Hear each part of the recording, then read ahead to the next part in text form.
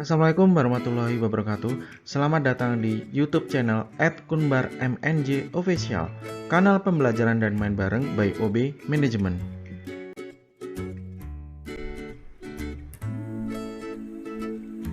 Manajemen Perubahan bersama saya Robi Sandi Desiarti SE MM. Dengan referensi buku kali ini menggunakan Manajemen Perubahan edisi kedua, pengarang Ahmad Sobirin. Adapun peta kompetensi dari pembelajaran manajemen perubahan mencakup Modul 1, konsep dasar perubahan dan perubahan organisasi. Modul 2, faktor pendorong dan tipologi perubahan organisasi. Modul 3, manajemen perubahan, konsep dan implementasi. Modul 4, implementasi perubahan, faktor manusia dan kepemimpinan. Modul 5, pengembangan organisasi dan organisasi pembelajaran.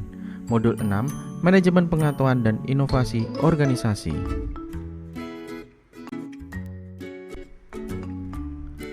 Nah, masuk pada modul 1, konsep dasar perubahan dan perubahan organisasi. Setelah mempelajari pembahasan ini, diharapkan kita mengerti arti tentang pengertian perubahan, perubahan secara makro maupun mikro, pengalaman-pengalaman perusahaan besar yang mengalami perubahan, keberhasilan maupun kegagalan dalam perubahan organisasi. Materi A, konsep dasar perubahan. Perubahan secara sederhana dapat diartikan sebagai suatu pergantian kondisi dari kondisi lama ke kondisi baru, atau penambahan terhadap sebuah kondisi, atau kebalikannya, pengurangan terhadap sebuah kondisi. Dengan kata lain, selama sesuatu itu tidak sama dengan keadaan sekarang, maka itulah yang dimaksudkan dengan perubahan. Salah satu contoh ungkapan populer tentang perubahan. Di dunia ini, tidak ada yang tidak berubah, kecuali perubahan itu sendiri. Semuanya berubah, hanya satu yang tidak berubah, yaitu perubahan. Tidak ada satupun yang tetap diam, semuanya selalu bergerak mengalir dan berubah atau mati. Ungkapan Heraklitus tersebut menunjukkan bahwa perubahan merupakan fenomena hidup dan kehidupan manusia yang tidak bisa dihindari. Siapapun akan terlibat dalam perubahan, suka atau tidak, dikehendaki atau tidak. Setelah pemaparan sebelumnya, kita masuk kepada poin intinya. Apa yang Anda ketahui tentang perubahan?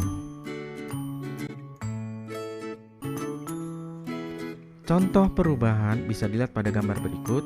Gambar 1, perubahan kondisi dari kondisi lama ke kondisi baru. Gambar 2, modifikasi sebuah kondisi. Gambar 3, penambahan terhadap sebuah kondisi.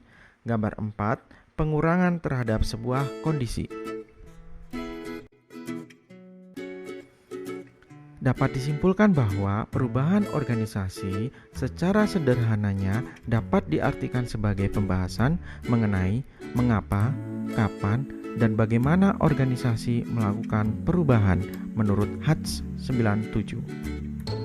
Sedangkan tujuannya, perubahan organisasi adalah agar organisasi tidak statis dan tetap dinamis dalam menghadapi perubahan lingkungan.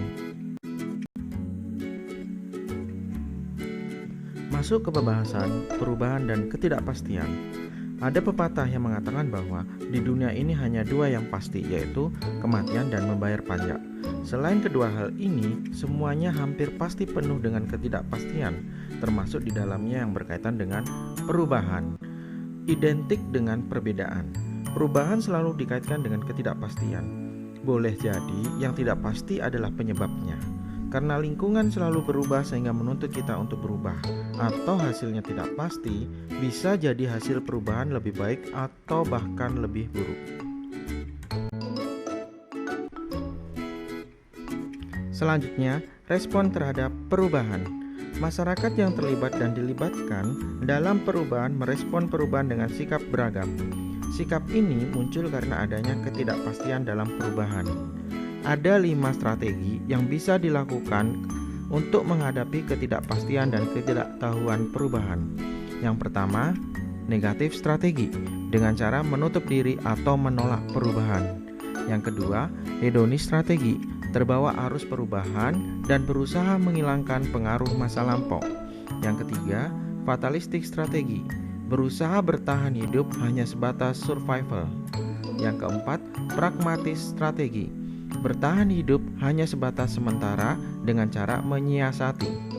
Yang kelima, reflektif strategi, dengan menerima perubahan dengan sikap kritis dan selektif. Untuk mengenali dan memahami perubahan, tidak jarang kita harus belajar dari sejarah masa lalu, yakni bagaimana berlangsungnya proses perubahan, baik perubahan pada skala mikro maupun perubahan pada skala makro. Bisa dimulai dari era pertanian, berburu, bertani, masuk kepada era industrial, teknologi, dan mesin, sehingga pada akhirnya era informasi muncul temuan dan komunikasi hingga sekarang. Setelah pembahasan makro, sekarang masuk kepada pembahasan mikro, yaitu perubahan organisasi. Dapat dilihat pada gambar tersebut menjelaskan bahwa organisasi merupakan entitas yang menjembatani hubungan timbal balik antara individu dengan masyarakat, dan sekaligus menjadi pelaku perubahan. Penjelasan ini sekaligus menegaskan bahwa pada era industri, perubahan-perubahan masyarakat pemicunya adalah inovasi-inovasi individu dalam sebuah organisasi. Dengan kata lain, organisasi memiliki peranan penting dalam perubahan masyarakat. Terakhir, sasaran perubahan dibagi menjadi 3, diantaranya adalah struktur organisasi, prosedur kerja, hubungan kerja antar personel.